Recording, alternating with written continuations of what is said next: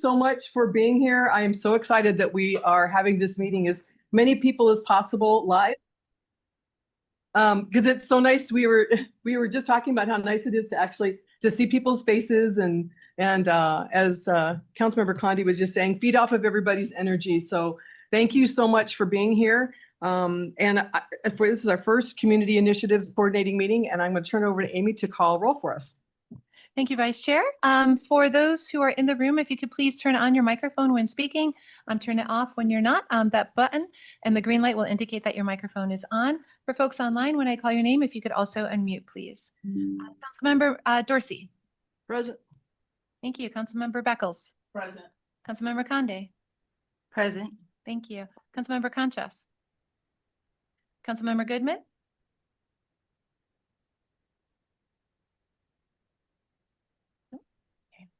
Vice Mayor Garland. Here. Vice Mayor Ellis. Not yet. Councilmember Spilsbury. Here.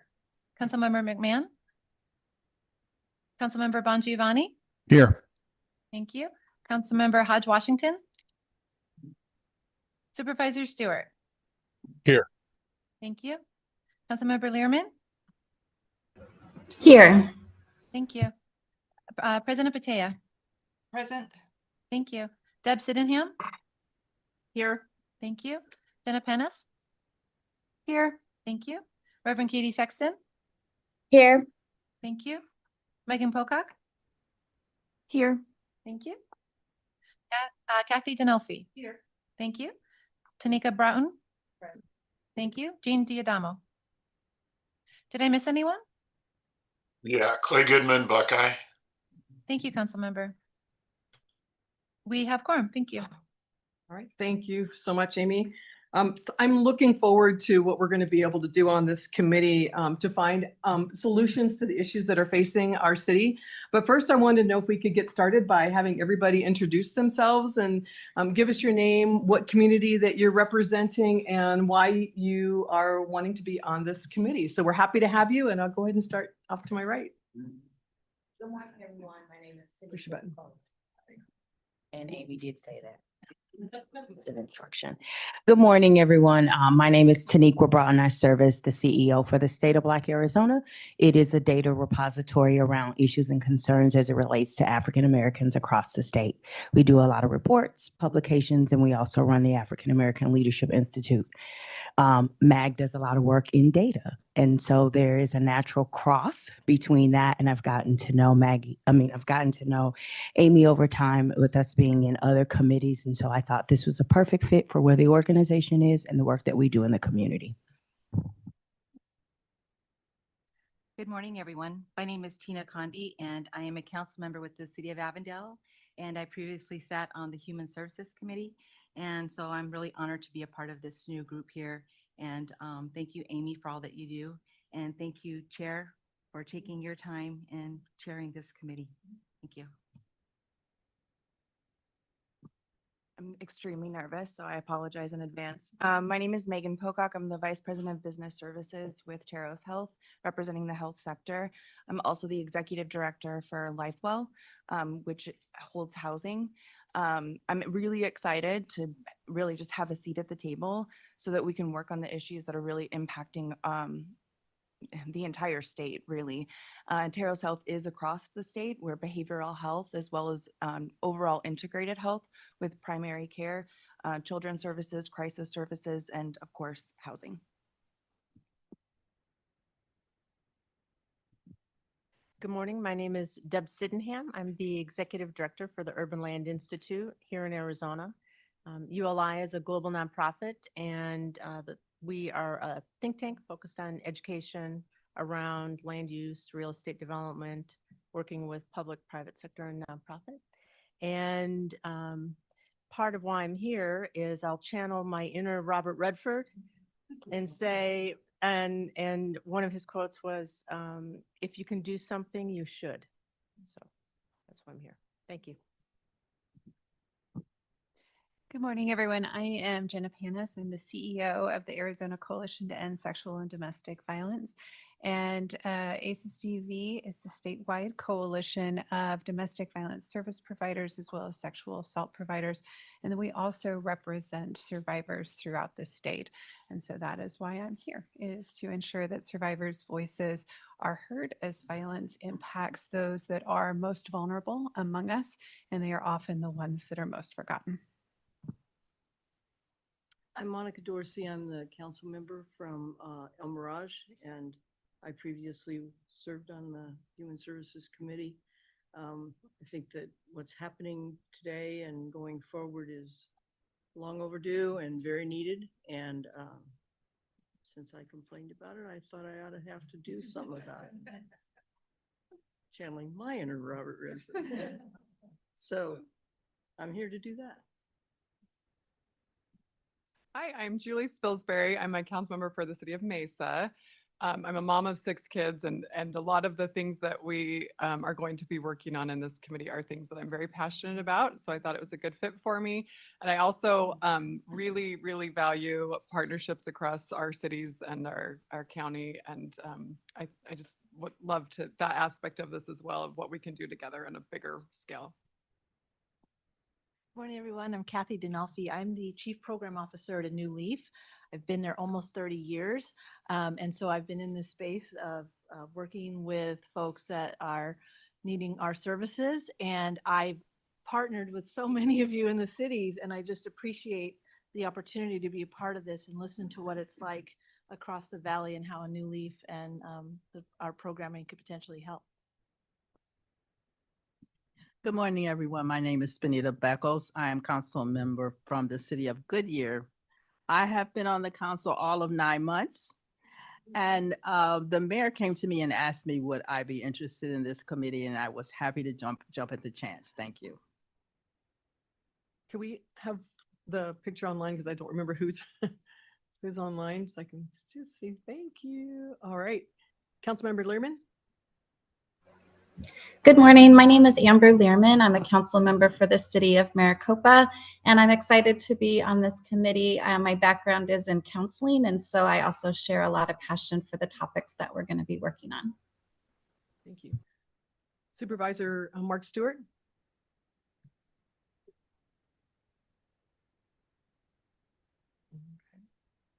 Good morning, everyone. Thank you for having me. I was looking for the mute button there. Yeah, you know, this is something I've worked on the MAG Human Relations Committee a while back, and I really recognized the value that it created within the community. And I think looking at this from a county level, seeing all the different cities and bringing in all the different groups that we work with together and be able to kind of see this from a 30,000-foot view, I think could be valuable and bring value to the committee. Bringing groups together. And so I just want to be here to listen and offer value where I can. So thank you. Thank you. Councilmember Goodman. Morning, Clay Goodman, council member, city of Buckeye. And Buckeye is one of the fastest growing cities in the country. So I think this is an opportunity for us to learn more and try to stay ahead of the curve if possible. Just very coincidental that last night we had a workshop on our housing action plan. So how all of this information can help feed that, I think, is going to be beneficial for us, and looking forward to learning from everybody. Thank you. Thank you. President Batea. Good morning, everyone. Sandra Batea, President for Formacdale Yavapai Nation. I had been asked if I was interested in joining the committee, which it's a pleasure to do so. I am in the Native Nations seat, and I am a nurse as my background. It's great to be here. Thank you. Thank you. Reverend Sexton. Morning, everyone. I serve as Executive Director of the Arizona Faith Network. Arizona Faith Network is historically the Council of Churches, but has also expanded to be interfaith for the state of Arizona. So my board of directors are the bishops and judicatory heads of the faith traditions represented in the state. I'm really excited to be here and honored to serve. I serve on a lot of nonprofits that serve our communities experiencing homelessness and hunger, as well as I'm excited to build the bridges between our efforts and the faith communities in Arizona. All right, thank you. Thank you so much for everybody introducing yourselves, and I love all the shades of purple. So we got purple down here. The committee's public comment process allows members of the public to comment on items on today's agenda or on items that fall under the CICC's jurisdiction. So if you are participating in person and would like to comment at today's meeting, please fill out a white request to speak card by the door and give it to MAG staff. If you are participating virtually, please add your comments and questions to the Q&A in the webinar. Staff will share your feedback with us. And I understand we have no comment cards. Thank you. If you are parked in the garage, parking validators are available by the door. And if you purchased a transit ticket to come to the meeting, please see staff for that ticket. If you are hearing impaired, devices are available from the MAG staff. With that little bit of housekeeping, we will, our next agenda item will be to say the Pledge of Allegiance. So please join me.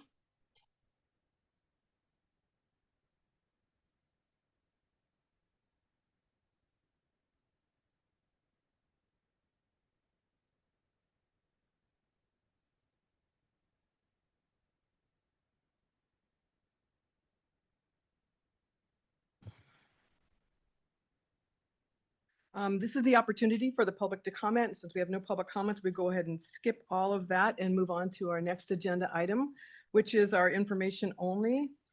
Does any member of the board have any questions or requests or presentation on any items, which we do not have? So this is just a fun little one that's just going to make me read stuff, and there's nothing attached to that one.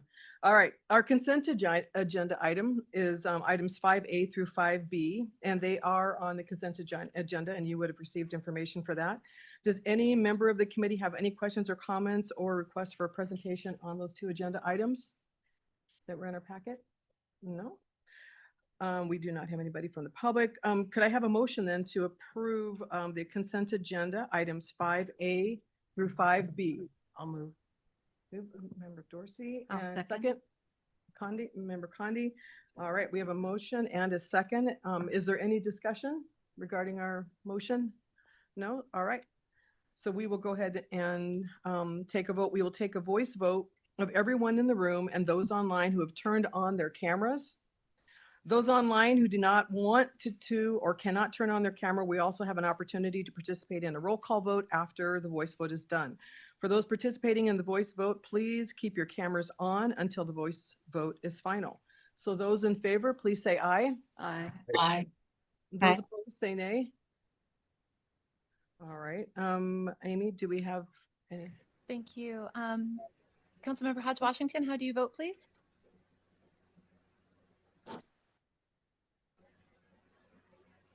Councilmember?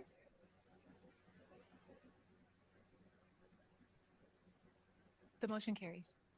All right, I appreciate it. Thank you. And I did not get her to introduce herself, and you were here, and I'd like to know if you would mind just go ahead and introducing yourself. We're going to move back to the beginning of the agenda. Your name, where you're from, and why you're here.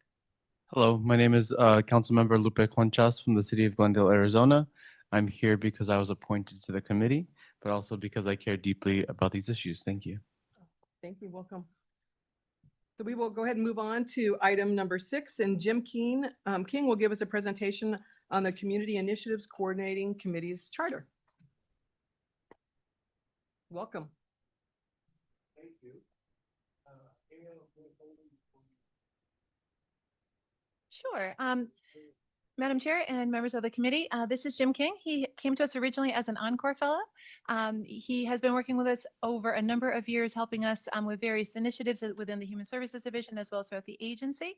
He has great expertise in organizational development. And before we go into his presentation, I would like to welcome Councilmember Hodge Washington. Thank you so much for coming. I don't know if you want to take a moment and share a little bit about why you'd like why you're on the committee. I am excited to represent the City of Phoenix on the committee. I actually am the chair for the city's community services and education, and this aligns. And my personal passion is trying to figure out how we can collaborate more effectively across the region, because we all feel the effects. And although it may be felt in one area more than others, it is a net effect of our efforts. So the more we can do together to ensure that our communities are properly served, the more I think we do our greater good. So thank you for the opportunity to be here, and I look forward to collaborate with each and every one of you. Thank you very much. We're excited to work with you. This time I'd like to turn it over to Jim. Well, listen, congratulations. It's a great day to launch this committee, and I'm very excited and privileged of being here with you. I was thinking driving in, it'll be exciting a year or two from now when you look back on this day, and this is the day that you all launched this and all the great things that you've accomplished. So it's pretty exciting. When Amy started talking about, excuse me, the CICC, we began talking together about charter. And I don't know, how many are familiar with creating charters for new teams? So we got some, yeah. A charter is a document or some things to help a new team like yours sort of get started maybe more quickly, more effectively, maybe more smoothly. And so we began talking back in April and May about, well, what would a charter sort of look like for the CICC? And I've had a lot of experience with launching teams. And, you know, my personal experience is it can be extremely helpful to gain alignment quickly of a very diverse group of people coming together to try to solve some problems. Usually you often, if you don't sort of put something like this together, there can be confusion, misalignment. Why am I here? What are we going to do? What value do I bring? Lots of different things like that. So a charter is a way to sort of to build some clarity around a committee that's starting or a team that's starting like this. So a charter typically has things like mission statements, what's our purpose, maybe a vision statement, goals, how we're going to communicate, how we're going to make decisions, things like that, how we're going to operate. Those are the things that would typically be in a charter. Now, Amy and I have sort of, I think, jump-started trying to put something together that we think can be helpful. And we really are here today to ask for your input, your comments, your approval of something like this as sort of foundational to going forward. And hopefully it'll be helpful. Now, when, you know, charters can be kind of, there's a continuum. You can form a team, give the team a blank sheet of paper and say, let's go work on the charter together and wordsmith something. It usually takes quite a bit of time to sort of build that. The other extreme is you form a team and you're handed something and say, do this. And so there's a sort of a continuum, and we've tried to put something together we think is sort of somewhat in between. It gives you a good starting point to grab a hold of so that you can, as quickly as possible, start making an impact, but still allow enough flexibility sort of to build some of the things that you feel like you need to build. For example, we've sort of put together a mission statement, but we didn't put any goals together because we felt like the team really needs to gel for a period of time and build their own as they get going. So as a way of sort of background, hopefully, did everybody get this? If you don't have does everybody have it? Okay. At the risk of not reading, I don't want to read this document, but I do want to sort of focus on a couple of things and would just ask if you have input or there's a wording that you would like to have changed or think would be better, please let Amy input that to you, right? And we'll try to make those changes so that we're not sort of wordsmithing, you know, in this large group. You have a very full agenda. But if this does lead to some discussion or some reinforcement of why you're here and what we're trying to do, I'd love to hear that. So let me just read this mission statement. I'm going to read this, okay? Because I think this is really, really important. Mission statements typically give purpose, right? Why are we here? And good mission statements would not only say, why are we here, but also maybe what we're going to do, but what we're not going to do. I mean, that's as important sometimes to draw a circle around what you're not going to do so that you don't have scope creep or you end up biting off something much bigger. So here's our proposed mission statement to this committee. The purpose of the Community Initiatives Coordinating Committee, CICC, I've been working on that, get that out, CICC, yeah, is to collaboratively create, some key words in here, collaboratively create projects that will help improve the lives of residents and strengthen communities in the region. All right, what do you think? Comments? Yes. I think it's a little too vague around Okay. projects, Okay. right? Like Mhm. what projects, what issues, what topics? Fair enough. Fair enough. Yeah. Yeah. Yeah. I don't know if anyone wants to respond or comment on that.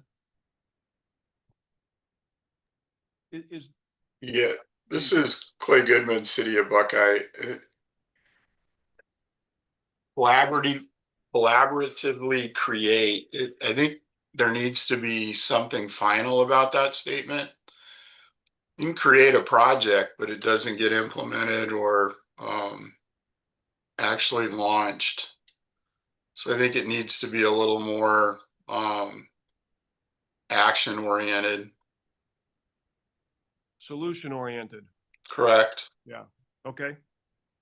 Appreciate that feedback. I agree wholeheartedly. I've got a thought.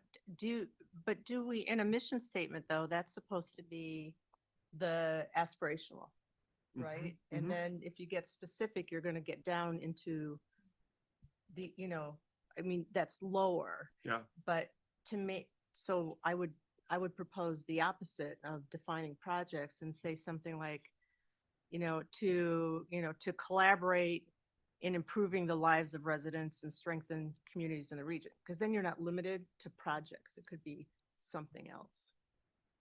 So if you raise it up. Yeah. And one of the things that why we didn't do goals is because I think a lot of the specifics, hopefully actionable, measurable results would come out of as you begin to think through and put Right. together goals. And I think there just wasn't a lot of clarity exactly what that's going to look like at this point. I appreciate that's good feedback. Anybody else on this mission statement? Sorry, this is Taniqua. Are all of the desires are to create projects and or to respond to current projects? Because this very much reads to me that we would be just creating new projects. That's a great question. I don't know that. I'll look to maybe the leadership to know that a little bit. Chair and members of the committee, thank you very much for this feedback. This is very helpful. We want to make sure that this is dialed into how you'd like to work together and what you'd like to work towards. The operational plan includes a call for projects. So that's where the creating projects came from. That being said, if there are projects that are already underway elsewhere in the community, there's nothing that would preclude this committee from being a partner in an ongoing or an existing project. So you're right. It may be limiting to say just creating projects. Per one of the other comments, maybe we don't talk about projects at all. The option could be the purpose of the Community Initiatives Committee is to collaborate in improving the lives of residents and strengthening communities in the region. Okay, excellent. Thank you. We could also use the word develop instead of create. And then another word for projects could be action plans. So collaboratively develop action plans could be a possibility.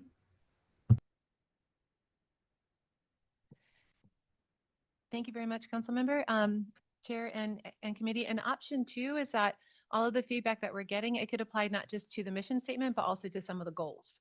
And so in the goals, that may be an opportunity as well to be able to talk about the development and the implementation of those action plans.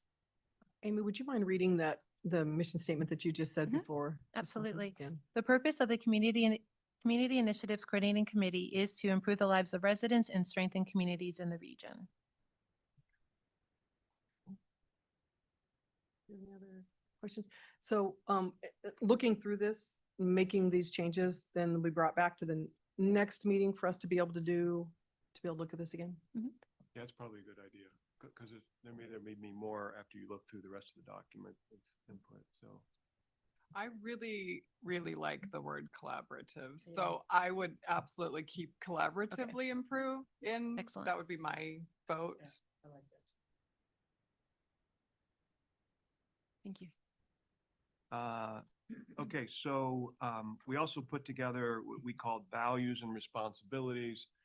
And some of this, I think, if you read through these, and please, I encourage you, please do, you would see these put together for a lot of committees or teams. I mean, these are, I think, very good statements of how, it's not what we're going to do, but how we're going to do it together. And so things around respect and accountability and communication, I think you would probably see these, and you may have even been a part of creating these in other committees and teams you've been a part of. There's a couple here I just want to kind of draw your attention to that I think are somewhat unique maybe to this committee on the responsibilities. One of them here is representative of constituents.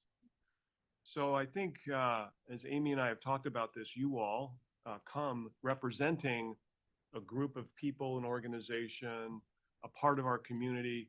You will bring information from that group, hopefully to feed into this group. And you also will go the other direction, taking information from the work that's being done here, updates, and you'll take that back to your constituents. So did want to highlight that as I think one of the responsibilities and values that you're going to do.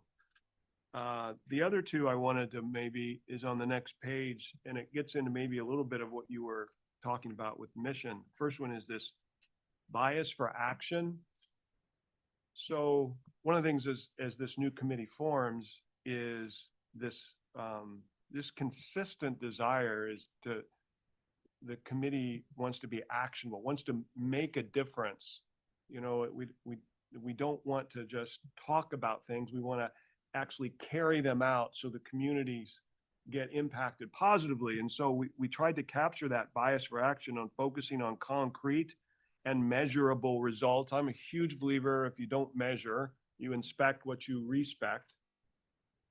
Inspect what you respect. Yeah, whatever that is. You do that. So measurement is really, really important. So we had to capture that here, that we want to focus on concrete and measurable results, increases the certainty that projects will improve lives and strengthen communities. I think that was a little bit of what you were trying to get at in this mission statement, you know, wanting to, you know, make sure that they were very results oriented. And then I'll stop here. Let me just highlight one more, and then I'll just open it up for any more comments. But balanced. Amy and I talked at length about this idea that we need to create solutions, but these solutions need to have a lot of different interests that also need to be balanced in these solutions. And we try to capture, you know, fiscal, policy, community, and other interested parties, but all of those need to be taken into account as solutions and actions are being put forward, so that all those interests get noticed and accommodated with the best possible way we can. So let me just stop on the values piece. Comments, questions, ideas, thoughts, feedback. Mr. King, I loved the bias for action. And one of the things and one of the reasons why I was really excited about, you know, starting this committee, bringing the three committees together is I never wanted to be somebody who checked a box and said I was on a committee. And I never wanted to just be a seat warmer. I wanted to work, and I wanted just to make a difference, to truly make a difference and change somebody's lives for the better. And I really, really believe that with the amazing people that are on this committee, we are going to be able to do that. So I really appreciate that bias for action, because we will have measurements, we will have data, we will make a difference. And that's what I truly believe. So I love that. Thank you. Thank you, Chair Harlan. Anyone else? Anyone online? Nope. All right. If I may, I see it through all the threads, but I'm not seeing inclusion necessarily, but it's incorporated in a lot of the values and responsibilities. But and I don't even know to how we would define that here and now, but that's one of the things that crossed my mind when I was reading these over, is this inclusion of relevant parties. Does the empathy, did you read the empathy? Does that capture it? Oh, I'm sorry.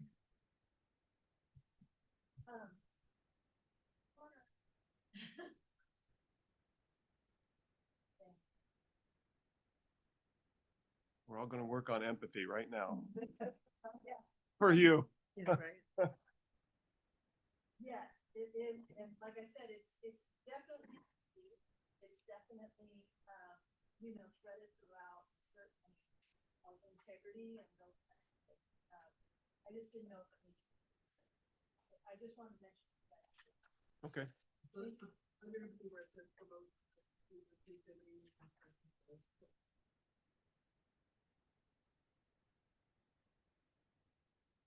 Yeah, so under empathy where it says. Yeah. Inclusivity. Thank you for that. No, sorry for you. Well, somebody had to do it, so. First meeting.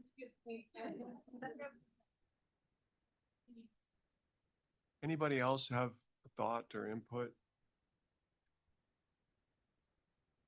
Let me highlight the rest of what's in this document. I'm not going to read the rest of it, but I do want to highlight it.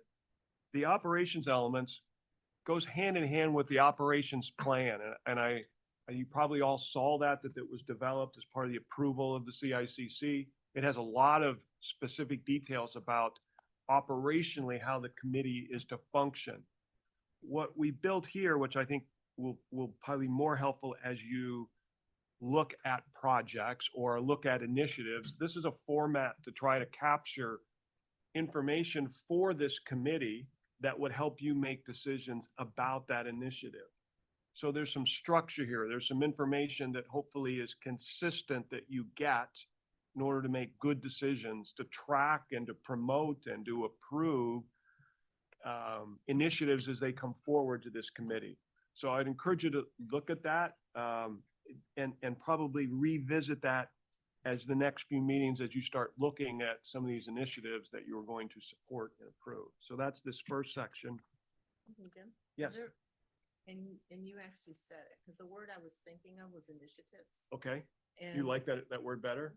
Well, or if it's in addition, like projects and initiatives. Okay. Because then it gets people thinking broader, and not limiting. Okay. That's You can add that. my- That's, my thought. yep, makes sense. I think that's really important when you have things brought forward that are a process, not a project.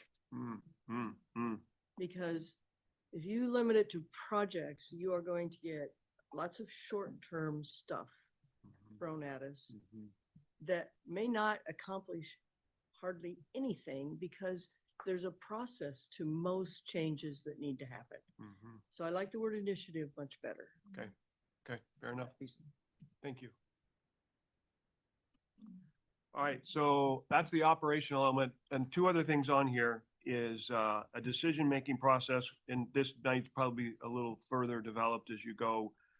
But I think most committees need to understand or want to understand exactly who's making decision. Is there, are we fully have the authority to make decisions? Is there other groups involved? We tried to capture a little bit of that in a very simple sentence, something probably to be thinking about as you get going, if you need more clarity on that. And then the other bucket of, I think, helpful information to put together in a charter is communication. I mean, communication is always, it's always a challenge, isn't it? To always get the right amount of communication to who and when and all of that. We try to sort of capture some expectation and accountability to what this committee communicates to who and how often. And again, I think this is also probably one, as you function and get going, you'll probably want to develop a little bit more for clarity. Any other, comments on the document or what's been put in place? Feedback? Amy, any comments that you would add to anything that I've said Thank on? you. Thank you, Chair and Committee. So far, I've been tracking two changes. One is to the mission statement. So the mission statement would read, the purpose of the Community Initiatives Coordinating Committee is to collaboratively improve the lives of residents and strengthen communities in the region. The second change comes under the call for projects under the operational elements to refer to projects and initiatives rather than just projects. Would any committee members like more time to review and offer suggestions? If so, we can bring it back to the November 5th agenda. Or I would say if those are the two changes and we are okay with that, if we could have a motion to make the approval for our charter with those two changes. Yes. If somebody would like to do that also. I move that we approve the charter with those noted changes. A second. We have a first and a second. Thank you. So if we don't have any other further discussion, we will take a voice vote of everyone in the room and those online who have turned on their cameras. Those online who do not want or cannot turn on their camera will have an opportunity to participate in a roll call vote after the voice vote. For those participating in the voice vote, please keep your cameras on until the vote is final. So all those in favor of the motion, please say aye. Aye. Aye. Aye. All those opposed, please say nay. All right, and Amy, do we have a motion? Madam Chair, all online members had their cameras turned on and the motion carries. All Thank right, you. thank you so much. Thank you, everybody. Thank you, Mr. King. We appreciate your time. All right, so we will move on to item number 7, which is MAG Community Initiatives Director, Amy St. Peter, will give us a presentation on a proposal to add an academic seat to the Community Initiatives Coordinating Committee. Thank you very much, Chair and committee. First, we're so excited. Thank you so much for all of you coming to the table and for joining this committee. The operational plan that was approved by the MAG Regional Council outlines 21 seats for this committee. 14 are filled by our local and tribal governments. So we're excited to have an equal number of elected officials from the East Valley, the West Valley, the county, and a Pinal County member agency, and of course the city of Phoenix and our Native Nation seat as well. So the 7 remaining seats that are currently included in the operational plan, those are for our community leaders. And so we very much want this to be a multidisciplinary effort, and so as well as a regional effort. So it's very important to hear voices from all throughout the region, but also to hear voices from folks who are working in fields that are within human services and related to services. The best solutions are ones that are inclusive and very holistic. And so the representation on the committee is really important to helping us achieve that goal. The 7 community seats then are business leaders from business, faith, nonprofit, domestic violence, homelessness and housing, philanthropy, and health.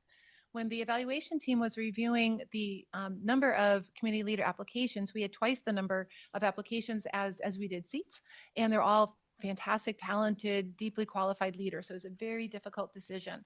The one gap that we found in our structure is that we didn't have a seat where an educational leader could cleanly fit into one of those seats. So for example, ASU is technically a nonprofit. I'm not sure if ASU is the right representative to represent all nonprofits.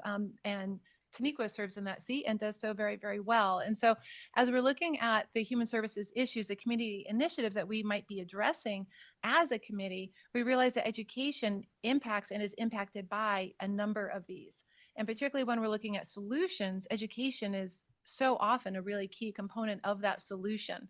And so the evaluation team wanted to suggest that the committee consider amending our operational plan to include an academic seat. If that works for you, we would then bring that request to the MAG Regional Council, and upon their approval, then we would conduct a recruitment to add the 8th community seat. That would bring the total number of people on this committee to 22. So we would have 8 community leaders, and then they would be able to, we would be bringing that recommendation to you at your November 5th meeting. So we'd like to offer that for you for your consideration. And if you have any questions, happy to take those at this time. Thank you. Hey, Amy, this is Taniqua. In reference to the seat, while it is one academic seat and you mentioned Arizona State University, it also could be community college and or any other academic institution in the Phoenix metro area, correct? Madam Chair and committee, and yes, that is correct. It could be K through 12, it could be preschool, it could be an educational entity like Read On Arizona. It could be any number of different people, as long as they're leaders within the education field. Because this committee does have term limits, that person would be eligible to serve 1 2-year term with the possibility of another. But then we'd be able to bring other voices from other various aspects of education into the work of the committee. Additional opportunities for that would also be on the action teams. The action teams will inherently be multidisciplinary, and so we would be inviting additional leaders from the education field to participate on any number of our action teams. Madam Chair. Hello.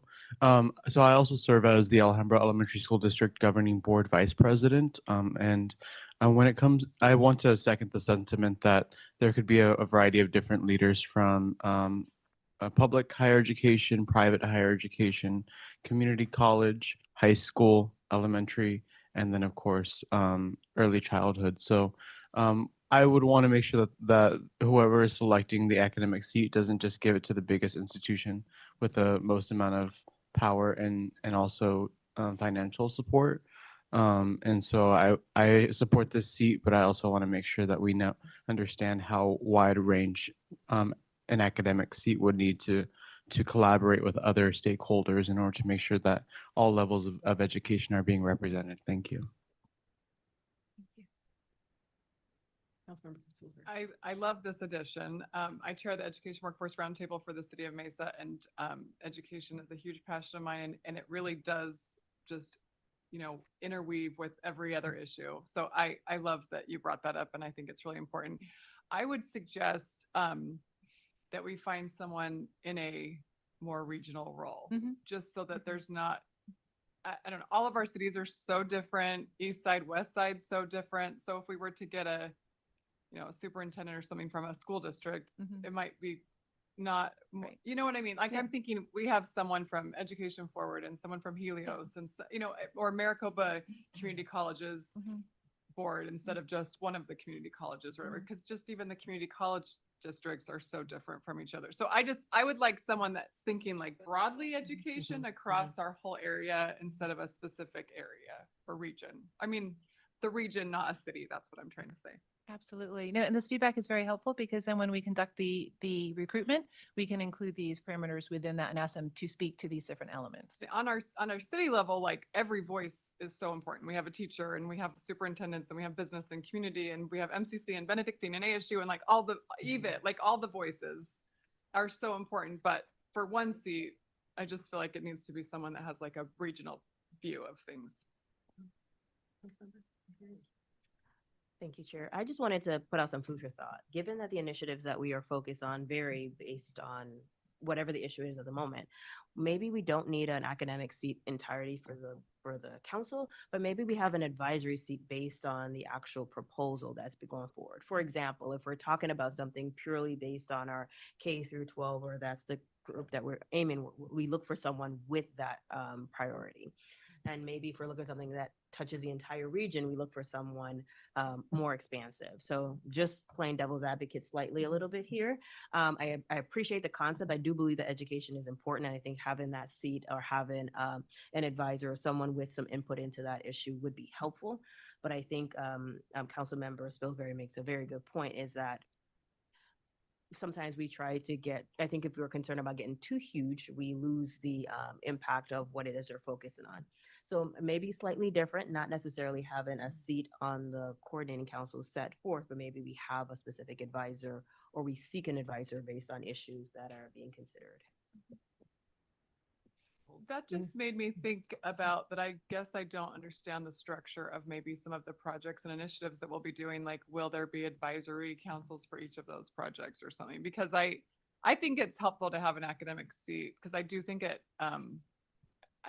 interacts with every single issue that I can think of in some way or another. But I totally get what you mean about having like more specific advisors for projects. So is that the thought, that there would be advisors for projects and initiatives? Excellent. Thank you for that, Chair and committee. Yeah, so when we do the call for projects, anyone from the community can propose a project with the requirement that every project being proposed have a sponsor from this committee. So that's how we want to make sure that they're working with you to propose projects. And then we would have a scoping team, which was just approved as part of your consent agenda. That scoping team then would review the projects that are being proposed, and then they would recommend a slate of projects to this committee for your action, for your consideration. The projects that you select, that you approve, we would have an action team formed for each project that is very specific to the needs of that project. So if, for example, there's a project around, just picking an illustrative example, around early childhood literacy, then we might seek representatives from the school districts, from Read On Arizona. We might also be looking for people who are working in the area of homelessness, but, you know, if we're trying to increase early literacy among children experiencing homelessness. So with these issues, they're multidisciplinary, and so we would be looking for representatives from those very specific fields to help us carry out the implementation of that project. And so that is planned, that's part of the operational plan. So it doesn't have to be either or. I mean, it could be, but at a minimum, every project would have an action team that is very specific and customized to the needs of that project. So you're saying we could have an academic person on the committee, but then more specific dialed down when we start the projects? Yes. Or projects and initiatives, yes. Yeah, so both of the recommendations then will be taken into account once we do it with that model. Yes, the structure of the action teams is already in your operational plan, so that is present. The request is if the committee would like to add an academic seat, or if the committee would like to utilize the educational leaders that are more specific to each project.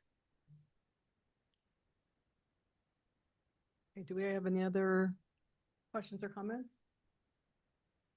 So with the item of the academic seat on the table, does anybody make a motion to amend the CICC operational plan to add one academic seat and direct staff to open a recruitment for the seat and form an evaluation?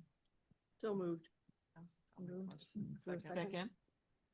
Second, all right, we have a motion and a second. We will be taking a voice vote for everyone in the room and those online who have turned on their cameras. Those online who do not want to or cannot turn on their cameras will have an opportunity to participate in a roll call vote after the voice vote. For those participating in the voice vote, please keep your cameras on until the vote is final. So the motion has been made. All those in favor, please say aye. Aye. All those opposed, please say nay. All right, thank you. Amy, do we have any on the line? Chair, we do not. The motion passes. All right, motion carries. Thank you so much. Thank you for the discussion regarding this topic. We really appreciate it. And Amy, you'll be getting back to us at the next meeting or a meeting after that? Yes, Chair. We will go to Regional Council with the request to amend the operational plan, and then based on that approval, we will be bringing that back. We'll be recruiting for that seat, given the parameters that you have described here, that they're regional in nature, that they don't represent maybe any one geography necessarily, that it truly is more regional. And then we'll be forming the evaluation team to review those applications, and we'll bring the recommendation to you at your November meeting. All right, appreciate it. Thank you very much. All right, so we will move on to our next item. And the purpose of this next presentation is to invite your participation in events through October in support of Domestic Violence Awareness Month. This is to offer resources and support for your participation to take action on a resolution of support and to take a group photo today that you'll be able to share during the Domestic Violence Awareness Month. As an elected officials and leaders in our community, we know what domestic violence is and the devastation that it can bring to our community. And we all ran for office because we want what's best for our residents, and that includes keeping them safe. Domestic violence causes severe damage and even death to some victims. It destroys families, it threatens the safety and stability of our community, reduces productivity at work, and increases costs in healthcare and in criminal justice. And we know that working together is more effective than working alone, particularly in addressing the domestic violence issue. And we have seen the power of people coming together to make the response to domestic violence more consistent and efficient in communities throughout our region. This coordination and pervasive nature of domestic violence makes this a regional issue. And Vice Chair Ellis was the vice chair of the MAG Regional Domestic Violence Council. And Vice Mayor Ellis, I'd like for you to talk to us a little bit about that council and what they did and what CICC will be able to do. Oh, was I supposed to talk today? Appreciate that. Thank you, Madam Chair, for giving me an opportunity to speak about this passionate subject that has such a hard for us to talk about, but really have a place in my heart. Growing up as a little girl from Haiti, I have seen the devastation of this subject on people and families, and coming into this country at 17 also, I have been around and experienced some of this around people that I've known and friends that I've known over the years. Even in my business itself as a nurse, I have taken care of so many people who have had to deal with this, and their children also have to deal with it. as also a pastor, I had to deal with that too. So this subject, as I said, I'm very passionate about it because of those reasons. I see when we, the leaders, make decisions that affect people's lives at this level and boils down to their quality of life every single day, how their lives can change for the better. So on the council, what I had done is working with the team here you have before you and our chair at the time to really speak not only to local representatives like yourselves, but also asking them what their community needs were so that we can implement some positive, I will say more like initiatives that will help them then to trickle it down to their own communities. We were able to get lots of people from different communities to come and speak to us, explaining to us what their needs were. At the base of it all, it was money. They needed money to start these initiatives, and we were able to go out and get some grants and diffuse those into the communities. Every single year in October, we open it to all communities to also have vigils into their own communities, talk about it. Some of the cities that I know of, including my city, we have commissions. Domestic violence commissions. If you don't have one in your city, I would encourage you to think about that. As leaders, we need to have commissioners out there working into our communities to find these informations to bring them to us so we can draft policies that will going to affect people's lives. And that's what we did in a nutshell. But every single day we sat down to talk about this issue. It was always in mind how we were going to affect people's lives so that this will never happen again, to break the silence. And we go into the schools, we work with 360 and this type of organization to help them understand that we are evidence-based driven at the community level, because we wanted to see when we say we're impacting lives, how many do we impact, when do we impact them, and when we impact them, what is the result of our impactions, because we're breaking the cycle of domestic violence, and you have to do that if you want to eradicate this thing. You cannot do it at the level of just talking about it, but action behind it is demanded of us every single day, that we think about this issue, that it will be action-wise, that we will implement things that will stop the violence. Thank you so much for allowing me to say a few words, Madam Chair. I appreciate it. Thank you so much. And as this is Domestic Violence Awareness Month in October, this year we are focusing on late life domestic violence due to its prevalence. According to the National Council on Aging, the rates of domestic violence are increasing for late life issues. Before the pandemic, they were 1 in 10. During the pandemic, and since then, it's 1 in 5 people that are experiencing this. The cases of abuse among people of all ages often go unreported, and older adults are no exception to this. Because they are often more isolated, late life domestic violence is harder to see and harder to address. And that's why MAG continues to partner with the Arizona Department of Economic Security to improve the training and systems level response to late life domestic violence with a federal grant. And last month, I deployed an action team of subject matter experts to help with this year's plans for the awareness activities that we will be having. So I would like to invite Councilmember Learman, who was on that committee, to tell us a little bit about this item. Good morning, and thank you for the opportunity to talk about this very important topic. I think one of the #1 responsibilities of each of us is to make sure that our community is safe. And so this topic is aligned with that and making sure all our community members are safe. I wanted to talk a little bit this morning about how domestic violence impacts men, and then also what we're doing in our community to bring awareness to domestic violence. It's estimated that 1 in 7 men experience domestic violence. Men are less likely to reach out for help. There are fewer domestic violence resources for men than women. Healthcare professionals may not screen men as often as they do women, and may not recognize the symptoms of domestic violence in men than they do in women. Men may fear being blamed for the abuse they experience by having false reports made against them when they do report domestic violence. And men are impacted in similar ways as women as far as the after effects of domestic violence and the need for support after experiencing domestic violence. Abuse of men is sometimes minimized or even joked about in some settings, workplace settings and other settings. Some people even joke about that topic. So it's really important that we continue to reach out to men and bring awareness to men who experience this as well.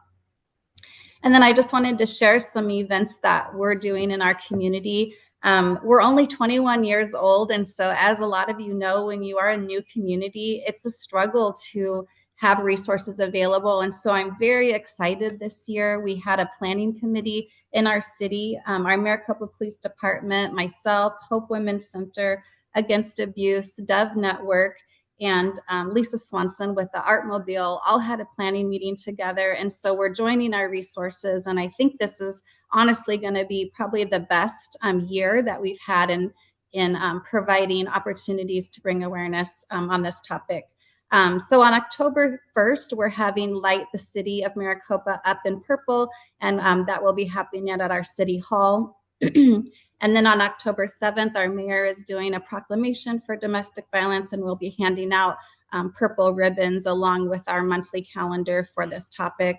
On October 18th, we have a local survivor, Tanika Drake, is going to have a book signing. So she's written a book about her experience, and we're really excited to join her in sharing her story and bringing awareness to this topic. On October 18th, we have our annual Against Abuse Seeds of Change Gala fundraiser. Against Abuse is our local domestic violence shelter, and it's a sold out event every year. It's one of our biggest events in our community, and they raise a significant amount of money. So it's a very exciting event in our community. On October 25th, we are having a Stagecoach Days event, and we're going to have a booth specifically about domestic violence and have different leaders in the community at the booth to address domestic violence. We're going to have a chalk art available and trying to engage the younger kids to bring families to our booth. And then we are going to have survivor art done by the Artmobile at each of these locations. So the library, City Hall, and Stagecoach Days, we're going to be showing art from our survivors. And then lastly, our Doves Network reached out to our middle schools and high schools and have offered to come in and educate our youth about this topic. So again, we're really excited for October and serving our community in this way. Thank you for the time. Thank you so much, Councilmember Learman. It's important that we all try to think of these activities and what we can do in our community. So I really appreciate that she gave us a list of the things she's doing. I'm writing on mine going, what are we doing in Tempe? I better write this down. I know. Yeah, well, exactly. So we're going to have to work on this together. The resolution of support is on your agenda today, and it's one way that we can help promote awareness and honor the courage of the survivors and the people who are working diligently in our community to deliver safety and justice for everybody. So thank you so much. So our next item, call to action. Yes. Can I ask a question? Yes. I mean, maybe, I don't know. Is this can we have are we allowed to have a discussion about this? I just was wondering, as you were talking, Christine, and you were talking about like, data and statistics and how we measure that we're actually making a difference. How do you do that with domestic violence? Like what are the things we're measuring? Good question. Miss Amy got that. Thank you. And Jenna as well. I know ACCD is very actively involved in that. Would you like to speak to that?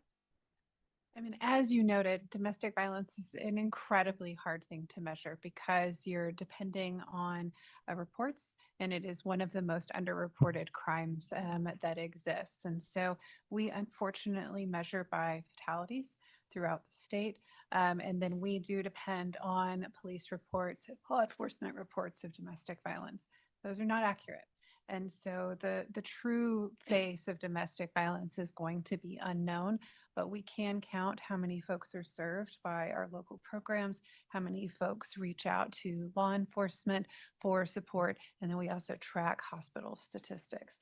But as we know, not everybody has to go to the hospital, not everybody calls the police, and not everybody reaches out to a program. So that is a tip of the iceberg, but in measuring effectiveness, we can watch those numbers. So we're looking at just like a decrease in the numbers that we would see in all of those. We in Mesa, something we're really proud of is our community court program, and we actually have a domestic violence community court. And so like I could see where in the court we could see like how many people are coming in. Is it less than we used to have? But it's I don't know. As I've had discussions around this, it's incredibly hard to track whether you're making a difference. What happens behind closed doors in people's houses, we just don't know. So I just wondered if you guys had figured out something that I hadn't, that you were coming up with data around this, just because it's such a hard thing to get data around. And if we're doing initiatives where we have to have data to show what we're doing, I just think this one's really hard. So I mean, I appreciate that, but it doesn't sound like you've figured out anything else that I'm not thinking of. And I don't know. Do you want to respond, and then we'll have council member? Thank you. I think when you asked if have we figured out something that you have not, it takes a whole gamut of things when we looked at this issue to find solutions. How we're going to captivate, where do we make the best impact, or how? The last time we spoke about it with our committee, we looked at where have we spent money the most? Is it prevention? Or is it at the end, a tail of it? And if your community is still spending money at the end tail of it, which is after the issue is happening, that's when you're not making an impact. But if you are making an impact in prevention, where you put in most of your money there, and I think we were spending at least billions of dollars at the end of the problem, versus hundreds only at the beginning of it. So that's where I believe that we can really dial down with the evidence base in prevention. That helps me, because sometimes I feel like around domestic violence, we do all these awareness events, and then you wonder if the awareness event makes a difference, right? Like, and I mean, I'm not saying not to do them. Let's keep doing them, obviously, and wear the purple and talk about it. But that it's hard to figure out sometimes if it's making a difference. But I appreciate that. I think that's a lot of issues we could say, right? Homelessness being a perfect example. Like, let's talk about the prevention part of it before we're doing anything at the end. Yeah. Yes, I wanted to respond and add to the conversation. I'm new to this committee, so I think that it's hard to measure the things external, but I think it's really easy to measure the internal. So when I'm thinking about what are the things we can measure, we can think about how many of our city employees can we train in order to look for the signs, and how many trainings do we do in our regions with our police departments. We can measure things on our end in terms of internal, and I think that's where we should focus, because we can't fix all of the problems outside of our scope of work. And so I look forward to this committee figuring out what are those 1, 2, or 3 key measure results that we can do that we actually can affect in order to measure our impact. Thank you. Great, thank you very much. Yes, Councilmember. So I think it has to be a balanced approach. If you just really focus on prevention, you're going to do a lot of talking about it and get a lot of talking about it. Yeah.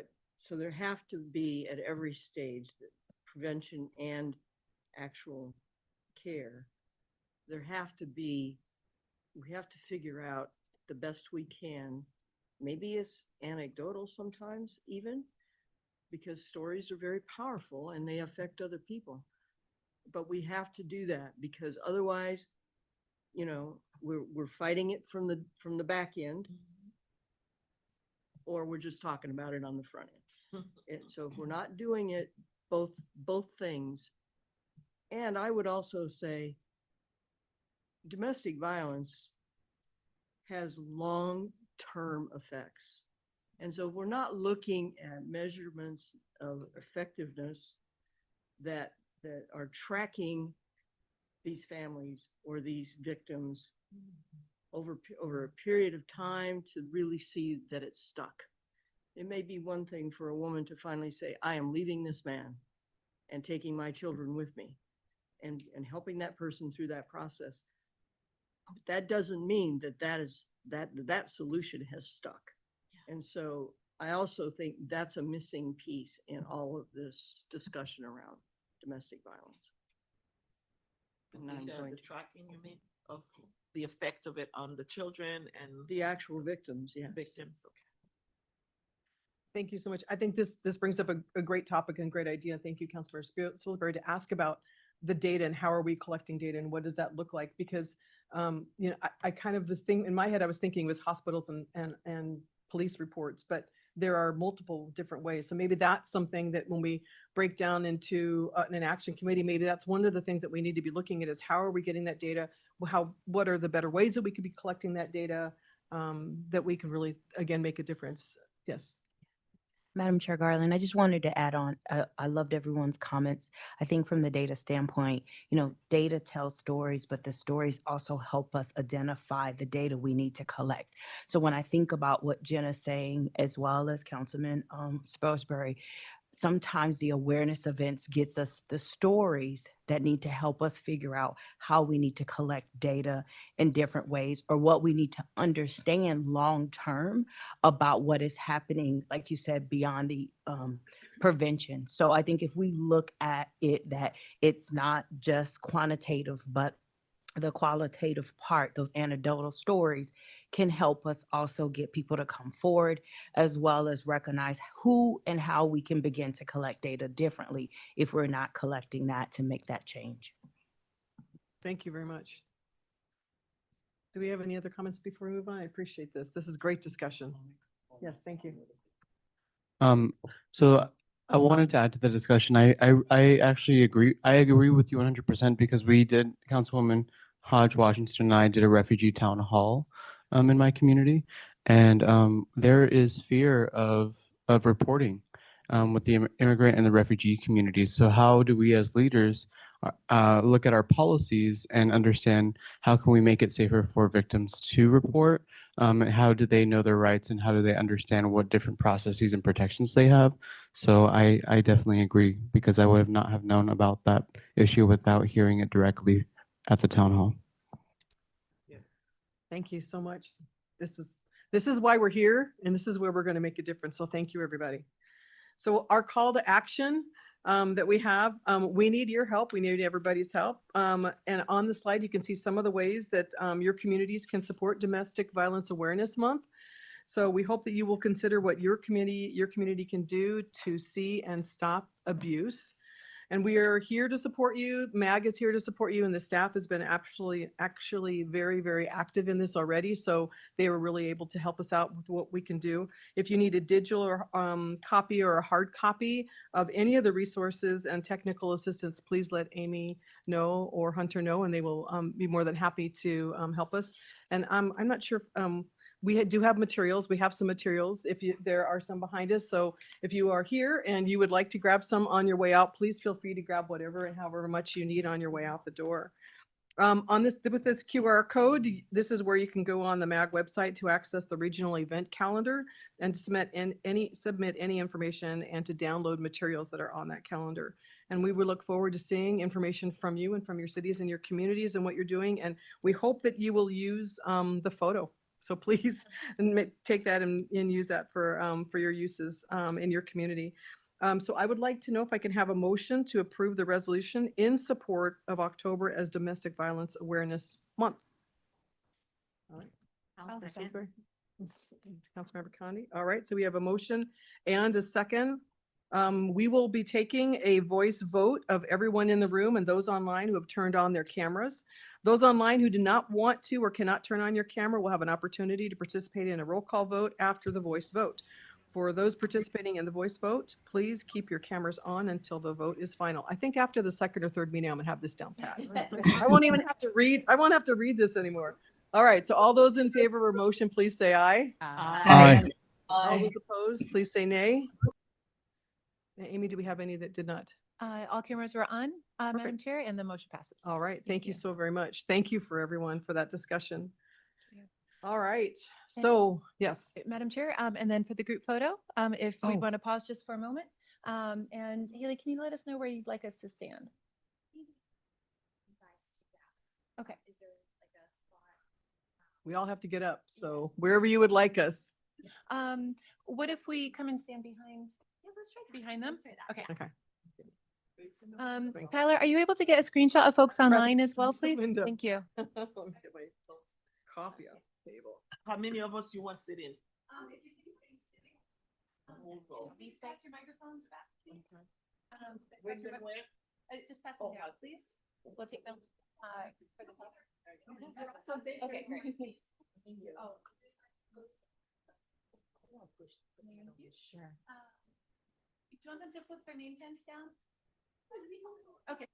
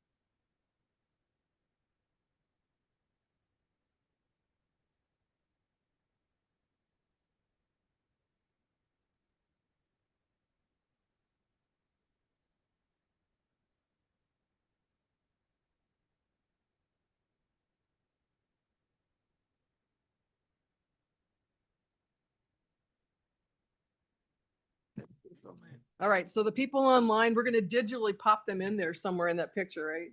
Can't that happen? And you don't get the delicious dessert, I mean, the snacks they have back there for us. All right.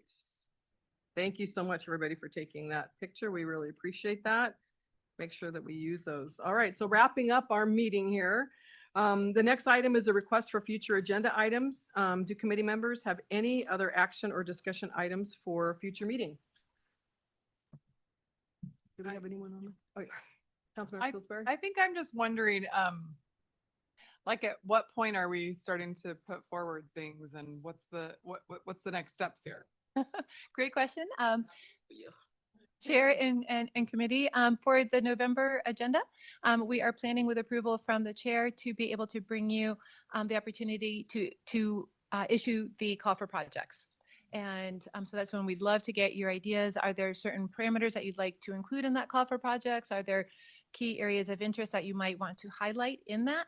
And would love your input on that.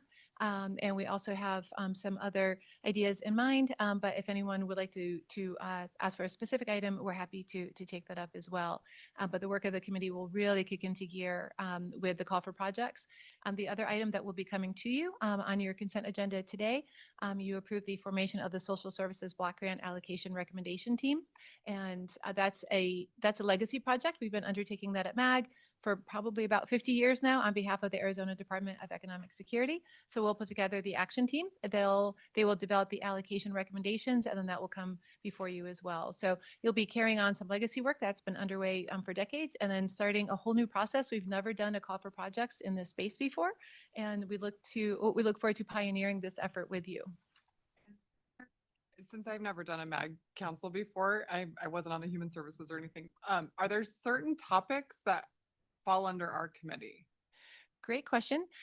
It's intentionally called community initiatives as opposed to human services because it is supposed to be more broad reaching. And so we are defining that together as a committee. And so what you're passionate about, what issues are on your mind, what your priorities are, please bring that to the table because that will help to shape the work. With human services, traditionally, it can be somewhat narrowly defined. And with community initiatives, it is meant to be more holistic and more multidisciplinary. So a lot of things could fit into it It could. potentially if the council agreed on moving forward with that project. or Yes, something. Okay. absolutely. And then after we have the projects, after those have been approved by you, then that will help for the committee members to be able to shape your strategic vision for this next year. And so it may be around a particular topic that is multidisciplinary. It may be around a certain population that will come out with the call for projects. Thank you. Right. Thank you so much for kind of guiding us on that. So really this meeting today was getting to know each other and housekeeping. You know, who are we getting all the bones of what we're doing set up. And then I think the next one's going to kick off. We're going to start running. So we're pacing ourselves right now, but next time we're going to be really busy. But thank you so much for the question. Yes. Madam Chair, I have a thought for future meetings, perhaps. I find it helpful to hear like a guest speaker or somebody that comes in and talks about a success story or even something that they're doing that's challenging. And all of us do, you go to conferences or are engaged in programs elsewhere in the country, not just in Arizona. But it might be helpful even if there's something that if there's something that's being done in Atlanta, but it has a direct nexus to what we're doing. It's a transferable concept. And we could virtually pull somebody in to speak to it. I would like us to have an opportunity to hear from folks either elsewhere in the country or bring in folks to talk about something that we could learn from. That's a great suggestion. And there are a number of us council members that are part of the National League of Cities. So we are at conferences and learning best practices and how things worked, and even more so how things didn't work, so that we could apply those in our own community. So that's a great suggestion. Thank you. All right, so then we will go ahead and move on to the next item, which is comments from the committee. This is just information. So if there are any comments from the committee about this meeting, moving forward, what's going on in your neighborhood, your neck of the woods, this is the opportunity for you to share.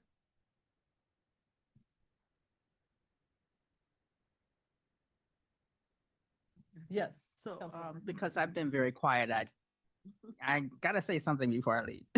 But anyway, as I said, I'm just 9 months into being on council. I happen to follow our statistics in my city on domestic violence and the reports. They remain pretty steady, but higher than I thought they should be for a town that size. And was aware of a personal situation, not with me personally, but a personal situation in one of our organizations that we have related to a child. And eventually the child and all their siblings were taken out of the home. So this has been very interesting, I think, for my city, the city of Goodyear. I see a lot on the end product in terms of support, but I have to do some more research, but I haven't seen a lot on the awareness side of it. So I thank you for taking the time for me to be on this committee. I appreciate that. Thank you. Thank you so much. And welcome, 9 months. Any other comments? Madam Yes, Chair, please. if I may. My perspective for today's meeting is what did we do good, the best, and what could we improve on? If anybody can chime in, I think what we did really great today was allowing everybody to have a voice. And it is said that when you have a bunch of women around and probably one king at the table, it might kind of be silent, but it was so nice to see that, sir, that you kept jumping in and making sure that you didn't feel that you couldn't really talk with all of us and explain. Definitely not. I seen him in different conferences, so we have a great relationship. So that's what I felt that we did really well. Everybody felt really at home, able to jump in and give us information, and so that we could take it and run with it. So if you think that we could improve on something else, please be vocal about it. Do we have anyone online that would like to make? Do we have anyone online that would like to make a comment about our meeting? Anything moving forward? Anything you're doing? I can't see anyone online. No. And you folks online, we miss you here. So, if there's opportunities for you to be able to have one of the meetings where you're here and we can get to know you a little bit better, it'd be great. But thank you so much for participating online. We know that this committee is important to all of us. So thank you very much for the time that you put on there. So if we have no other, then I will call for adjournment here. We just want to say thank you so much to everybody for being here, and just reminder that how important this is that with this committee and all of the breakout committees that we have remain action oriented and really, really working hard to make a difference for us.